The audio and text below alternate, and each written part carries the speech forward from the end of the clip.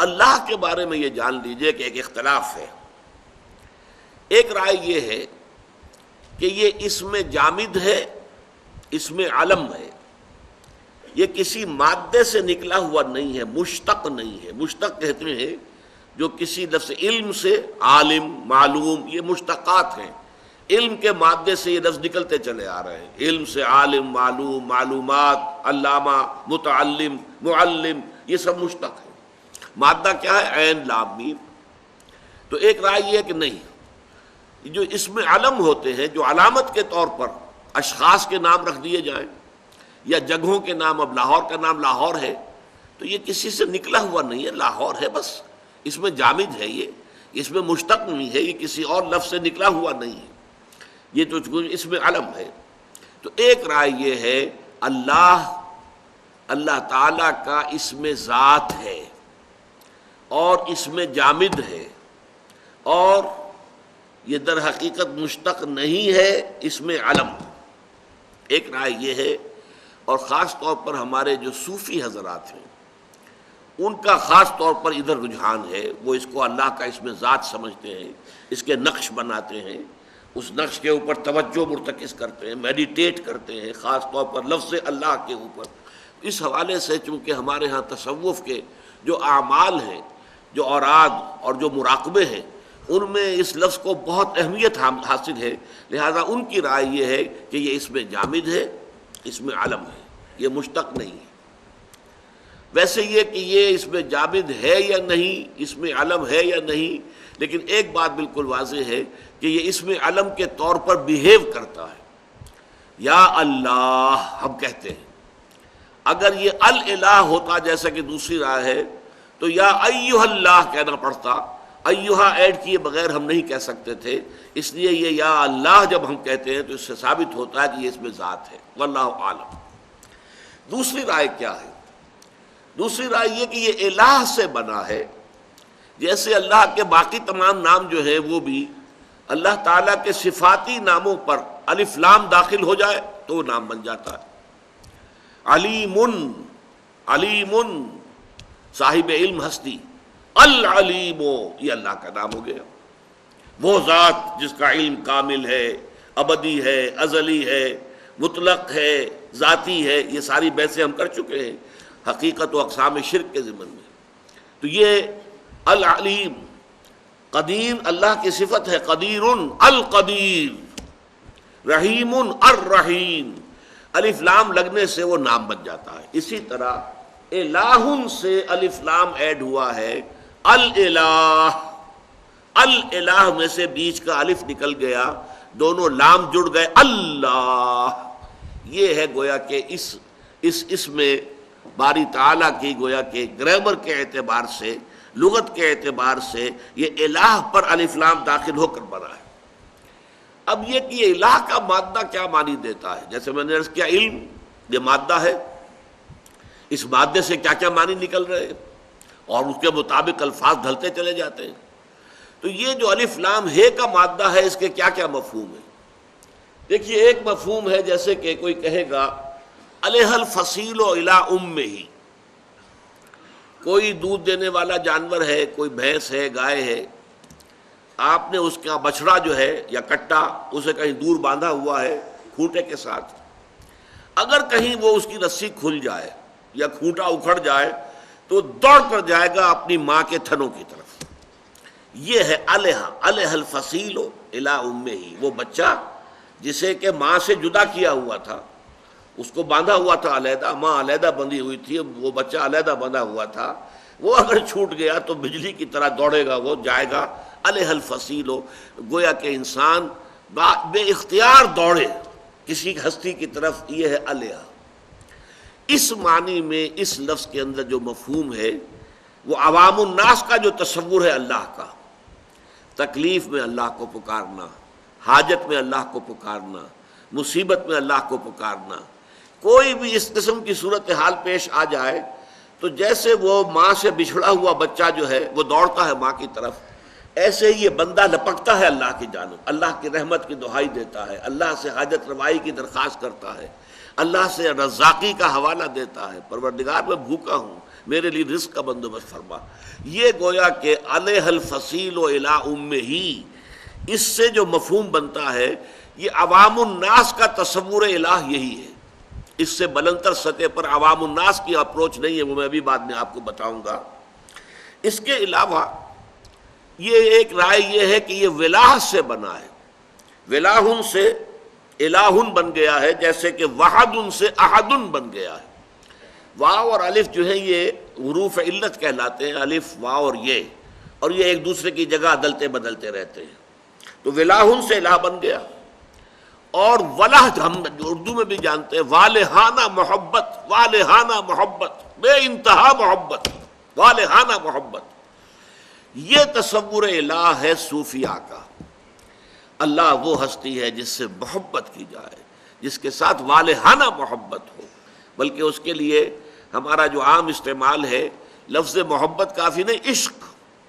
شاد باد اے عشق خوش سودائے ماں، اے طبیب جملہ علت ہائے ماں.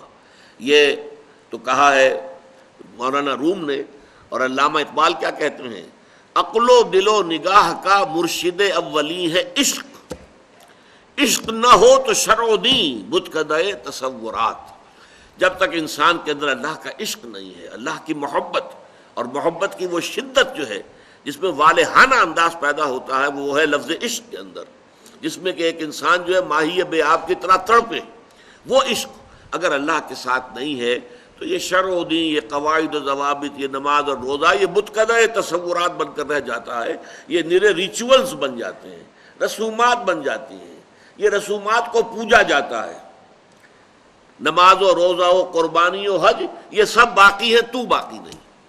تو صوفیاء کرام کا جو تصور ہے وہ یہ ہے کہ وہ ہستی جو محبوب ترین ہستی ہے وہ ہے الہ، اور اسی سے بنا اللہ، وہ ہستی کے جو واقعتاً کائنات میں محبوب ترین ہے. تیسری رائے یہ ہے کہ یہ لاہ یلوہ سے بنا ہے. اور عام طور پر عربوں کے استعمال میں اللہم نہیں کہتے، لاہم، لاہم، لاہم. اس میں پہلے شروع میں الف نہیں ایڈ کرتے تھے، اے اللہ لاہم. تو یہ لاہ یلوہ کے دو معنی ہیں.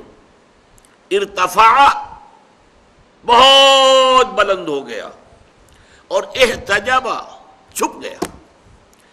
اس اعتبار سے یہ فلسفیوں کا تصور الہ ہے. وہ ہستی کہ جس کی کنہ تک ہم نہیں پہنچ سکتے، جس کی حقیقت کو ہم نہیں جان سکتے.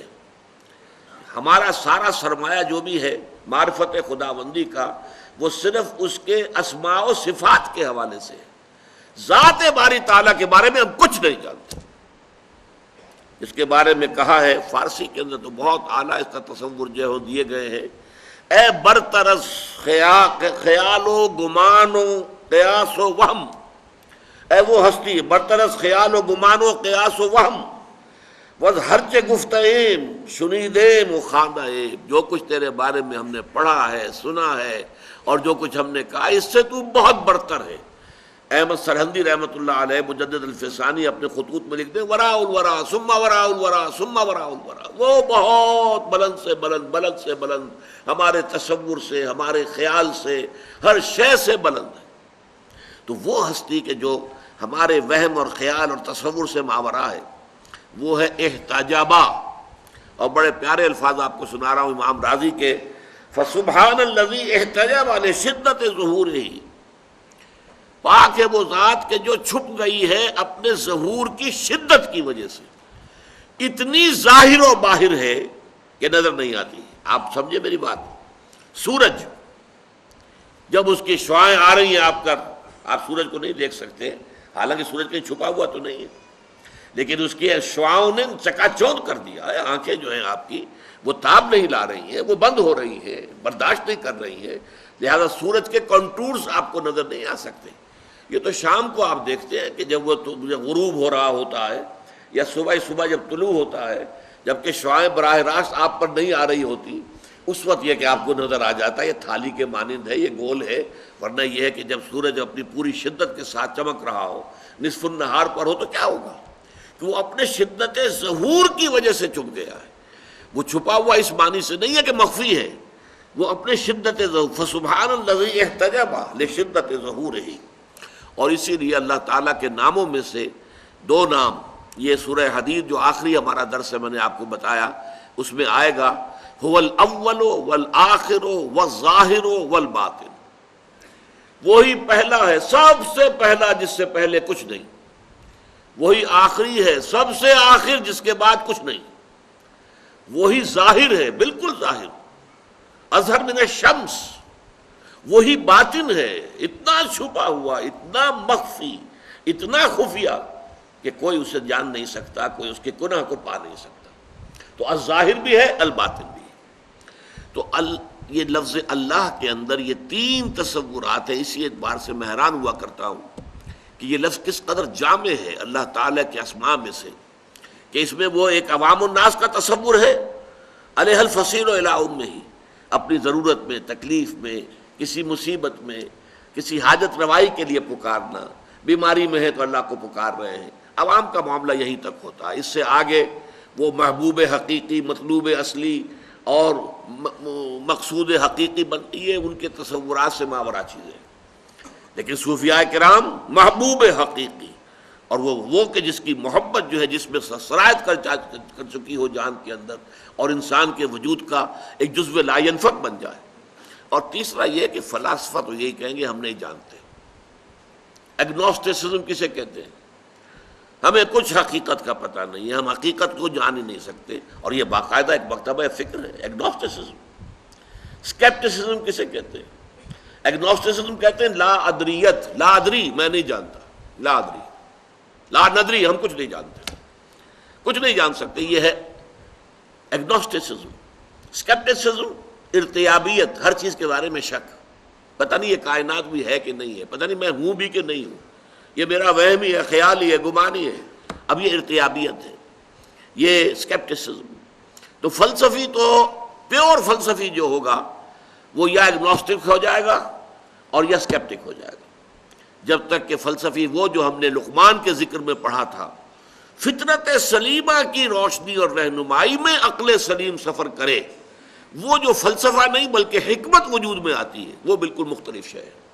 لیکن پیور فلسفی جو منطق کی بنیاد پر اور خالص عقل کی رہنمائی میں چلے گی، اس کی جو منزل ہے آخری، وہ ایگنوسٹسزم ہے کہ کچھ پتہ نہیں، یا اسکیپٹسزم ہے، ارتیابیت۔ یہ ہے تین لیولز ذات باری تعالیٰ کے ضمن میں اللہ۔ یہ اللہ تعالیٰ کا وہ نام ہے جو سب سے کثرت کے ساتھ قرآن مجید میں آیا، اور ہمارے ہاں جو صوفی مزاج کے حضرات ہیں ان کے نزدیک یہ اسم ذات ہے، یہ اللہ کا نام ہے۔